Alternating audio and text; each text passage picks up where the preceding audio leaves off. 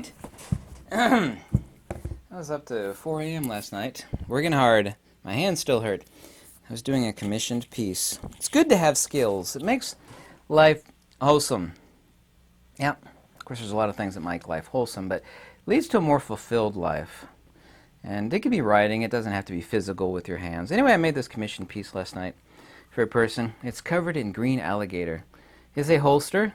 It is very thick and tough. What do you think of that? Isn't that nice? That's beautiful. Yes, this is a $500 holster, by the way. This is beautiful. Try to go to a store and buy something like this. You haven't got a chance in hell. Absolutely gorgeous. Quite proud of it. It's got to ship it off. Isn't it nice? Nice. Thought I'd show you that. I might edit that out of this video. I love making things. Even if it makes my hands hurt. It's amazing what it takes to actually make one of those, especially out of really thick leather. You gotta wet the leather, pound it, and it's like you gotta fight the leather to get it to make that shape, and then you gotta sand it. By the way, that's what this thing back is. Right back here, it's a sander and a burnisher for leather edges. Here's some life lessons. I'm about to turn 50 years old in September. I'm 49 years old. Kind of lived an interesting yet clean and wholesome life. A lot of pain, a lot of misery in it. You know, there's nothing will give you a nice taste of pain and misery like taking care of your wife slowly dying of a giant brain tumor, listening to her scream every night in the other bedroom like someone sawing her leg off because of phantom pains from a giant brain tumor. Really quite horrific, actually. Makes life miserable for both people, not just her, but also for me. So be very grateful what you have. Most important thing in life to me, and always has been and always will be, even at an early age. When's the last time you heard somebody say wisdom? Wisdom is most important to me. It should be the most important thing to anybody. You know, there's an important distinction I need to make as a side note to this video. And there's a huge difference between intellect, i.e. intelligence, i.e. episteme, empirical knowledge, and wisdom. Empirical knowledge is located in the psychophysical being, that thing you see in the mirror. You can't see consciousness in the mirror, but it's centered in the consciousness. Of course, this is beneficial, like how to do things, how to build things. It's beneficial for life. Wisdom is not centered in the psychophysical being, it is centered in the soul. Of course, wisdom in the self, i.e. the transcendent self, i.e. the Atman of the soul, i.e. the Spiritus Sanctum, are one and the same thing. That would actually take a long time to discuss, but I don't praise intelligence. I don't praise IQ tests either. People say, what's your IQ? I don't know, I've never taken an IQ test, it's not important. I mean, I know I'm intelligent, but I said intelligence, I'm going to edit that out. I know I'm intelligent, but I praise wisdom. This is one of the bad side effects of thinking about 10 things at once. Sometimes you'll slip over your own words because I'm literally thinking about 10 things at once. It's incredibly important to have that in life. That's to be centered. A lot of people conventionally say, well, it's good to be centered, you know, have a firm grip on reality. Because people don't. People are afraid of getting older and losing their looks, and then they go get facelifts and all this other stuff, and they end up kind of looking like Frankenstein's monster because they keep, you know, trying to keep it all together, but you can't polish a turd. You know, wisdom is, one of the side effects of wisdom, of course, is accepting who you are. I don't accept, you know, being fat. I need to do more exercise. Obviously, I know the way that I look. But I know I'm a good person, and I help other people. Everybody has faults. I'm a bit too self-critical, obviously, it's one of my faults. But you should be grateful for what you have. Don't covet other people's crap. Yeah? You shouldn't do it. You shouldn't covet other people's crap. You also, too, shouldn't covet hatred towards others. There's an old saying that said if you sit on the banks of the river long enough, you'll see the bodies of your enemy float by, which is a true statement. Not that you should have enemies or people that should be shunned because of what they are and what they cleave to, but the people that you covet, you think so highly of, like, ooh, I wished I had their looks, or ooh, I wished I had their money. The same is true that, you know, eventually, you know, they will float by in the river and you see them, and of course eventually you and I will float down the river too. So we can't burn ourselves up either consumed with hatred or envy for other people. And this has nothing to do with religion, it has to do with natural order. Live simply.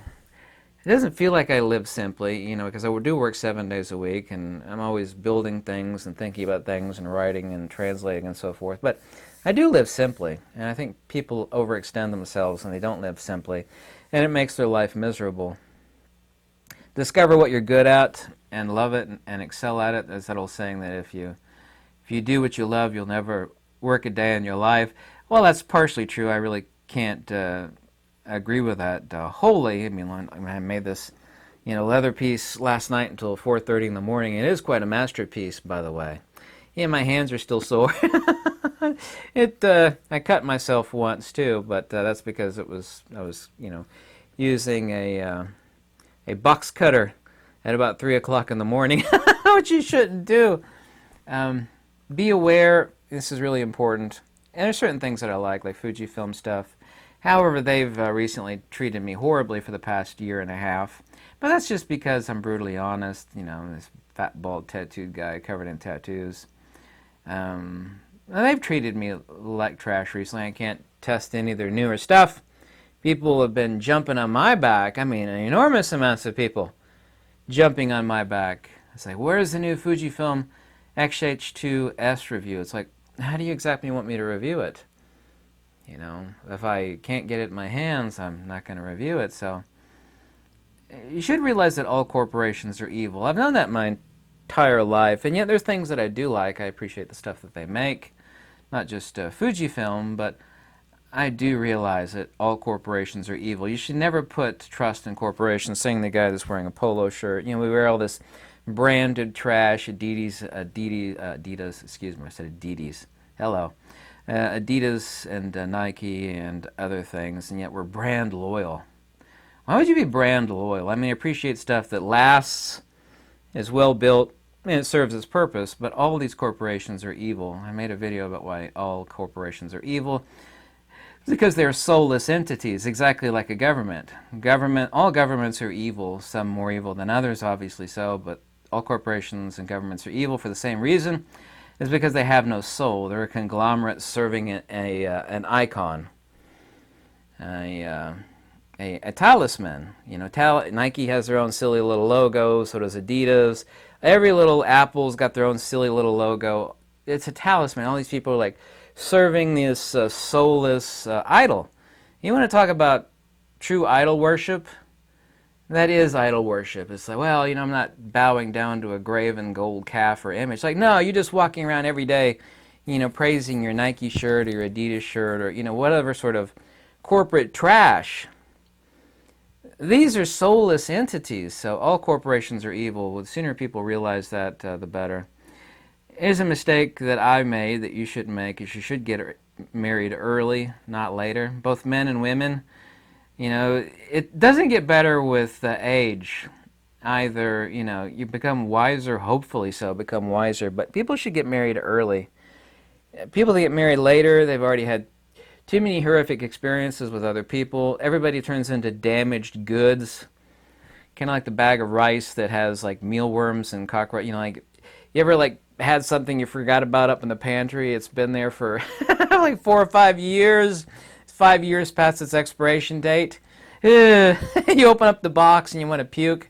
Actually, I don't live like that. I've done that a couple times earlier in life, but people get like that too. People should get married early, not later. I mean, you really should. The people that are happier in life are like that. Well, I'm going to wait until I've made some money and I've established myself. Nobody ever really does that, no matter how much money you've made. You should not wait until you're later in life. Lexington, where I'm at right now, is not that big of a city, but you could say it's a big city, but not really. It's not like Atlanta. I mean, I think those people that live in big cities are neurotic and crazy. New York, Atlanta, Chicago, LA, San Diego. These people are extremely neurotic. Something's not right. These people live in big cities. People should get away from big cities. As often as I can, I like to go out to my farm. It's nice and peaceful, just hear nature. It sets your mind straight and right. And here's a couple of the things that I've learned to say that have been so helpful. When people knock on your door, they want to mow your lawn or sell you garbage or work on your house. The one magic thing that I've learned to say that shuts people up instantly and permanently. Because if you say, I really can't afford it. Sure you can afford it. I'm going to give it to you at a special price. You shouldn't open up the door for these people anyway. But the one thing I've learned to say to these people is like, oh, I'm just a renter here. The owner takes care of that. It shuts it. Eat! The brakes squeal. It shuts people up instantly. They say, hey, your yard's really shaggy. You might say, oh, no, I'm just a renter here. Is that a lie? Yes, it is a lie, but it shuts people up. Ah, your gutters, what about this? No, I'm just a renter here. Oh, what about some? No, I'm just a renter. No, I don't take care of any of that. Here's 3 things you should never say. And there's a huge psychological reason behind it. You should be able to figure it out for yourself, so I'm not going to explain it. Never say these words to anybody, even your friends. Okay? Never say, I think, I feel, or I believe. Never say I think, I feel, or I believe. It destroys anything that you say after that. So why would they cherish or admire your opinion on something?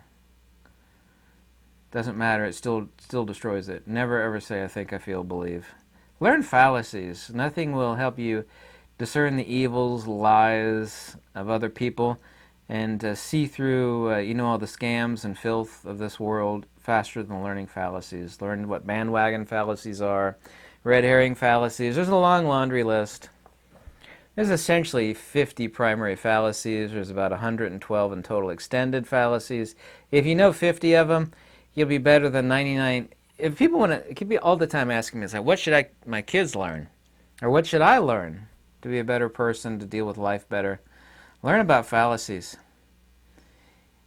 A kid who did nothing other than read the Pitaphysian twice and Plotinus once and learn what each one of the 112 primary, I think there's 112 primary fallacies are, be way smarter and sharper than basically 100% of people in society. I actually shun people that hate truth and serious questions. They will dodge and wiggle and squirm like a worm or a snake in your hand. I shun people that hate the truth and serious questions. I also, too, shun people that apply emotions where emotions are not due. There's been a few tragedies lately in the United States, and you see these Hollywood people that I have absolutely no respect for, none of them. Oh, they scream and scream and cry, and oh my God. You never listen to anybody when they give you emotions as reasons for doing things or not doing things. They should never be listened to. Emotions are for your wife and kids and family, for music and art and movies. Everything else, emotions are not needed. They are the opposite of beneficial. They are the opposite of helpful. You ever want to get somebody really, really off balance? It just gets them upset to the point where they wreck their own argument or they just step away. This has served me perfectly 100% for the past 30 plus years. The more emotional and irrational somebody becomes and they want to assert their beliefs and dogma and just their blather, is you get hyper robotic. That doesn't follow. What you say is, I don't, what's your evidences for this? Oh, it makes them so mad. Nothing makes people, it's like throwing them right off their bike. Not literally, of course. Throwing them totally off their bike. They're riding down the road, they're going to mow you down with their little emotions, their silly little belief systems, all their little emotional claptrap and baggage. When you become hyper robotic in the face of this, it really throws them right off their bike. It really gets them. I've never seen it not work. It has always worked, 100%. Get hyper-robotic with people. Oh, it's amazing how that works. Start talking like Spock from Star Trek. Well, that's not logical. Except I'm way more logical than the fictional Spock on Star Trek. So I shun people that confuse facts with opinions. I shun people that hate the truth and people that superimpose their beliefs and their emotions upon facts. People that are really repulsed by facts, logic, and wisdom, I shun these people 100%. This is an animal mentality, and I shun them completely, 100%. You do as you see fit, but I tell you, this is exactly what I do in my life. Beware of emotional people. People that are emotional, they're not logical. It's like, I see that you feel that, but there's no facts or logic to back up, your silly little position. I've looked at the facts, and your emotions don't point towards the conclusions that you're making. Oh, man, it makes people so angry.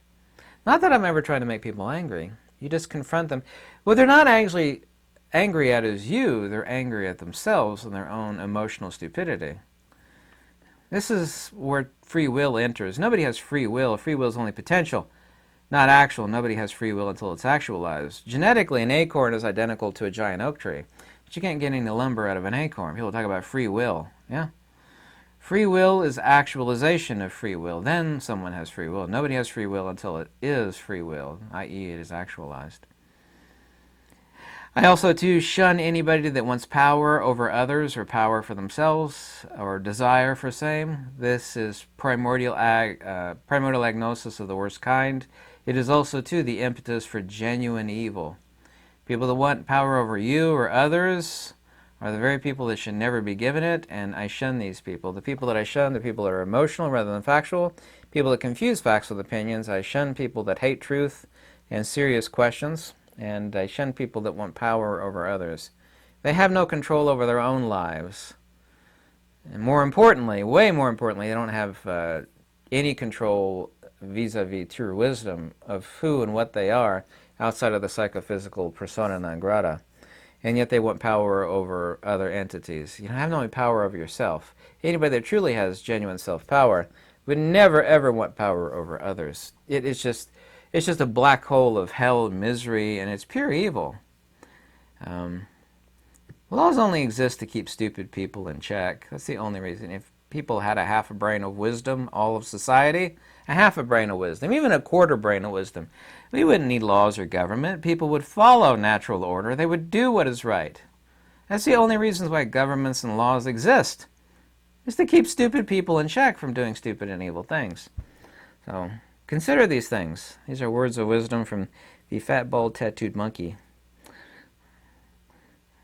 I certainly challenge you to prove me wrong on anything I've said in this video. I do listen, yeah. And I do read every comment, even the nasty comments. Sometimes they're the most funny of all. So again, if you ever want to get somebody off balance, try it. It always works. Be hyper-robotic. If you know the string of fallacies and you're hyper-robotic with people that are emotional, irrational, they hate the truth, they hate serious questions, there is nothing that will throw them off their bike, get them off balance quicker than that. Things to consider. All young people should learn fallacies. It is so incredibly important to life. Seeing through the lies, nonsense, and BS, it is so important. Every person should. And it's like, well, I'm not a child anymore, or a teenager, or whatever. It doesn't matter. You're never too late to learn, too old to learn fallacies. So, there's a string of life lessons from the fat guy. See, there's mistakes I've made. I'm thinking some people left me comments. I'm going to take advice from some fat guy that eats too much. It is true that I don't get enough exercise. I sit behind the computer too much. Reading everybody's comment, doing a lot of reading and translating. I just had a salad. I know I'm too fat. I'm also too bold and tattooed. I'm going to let somebody that's covered in tattoos did that to their body, and they're also fat. How can I take advice from somebody like that?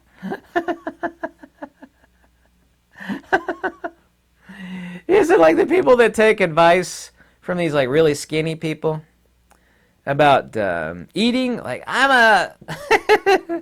a wellness guru, and what they're doing is they're taking like X-Lax and all these substances that purge them of the food that they eat, and the only reason they're skinny is because they'll like purge and purge it back out again. It's just like everybody's lying to you.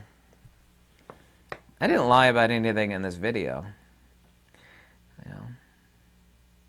Those are the mistakes I've made. I'm not out to convert anybody to anything. I'm not running a popularity contest. It's just important to have these tools in your toolkit Tool belt, kind of like Batman had his own little tool belt with special tools for every little silly occasion. I never watched that dumb show anyway, by the way.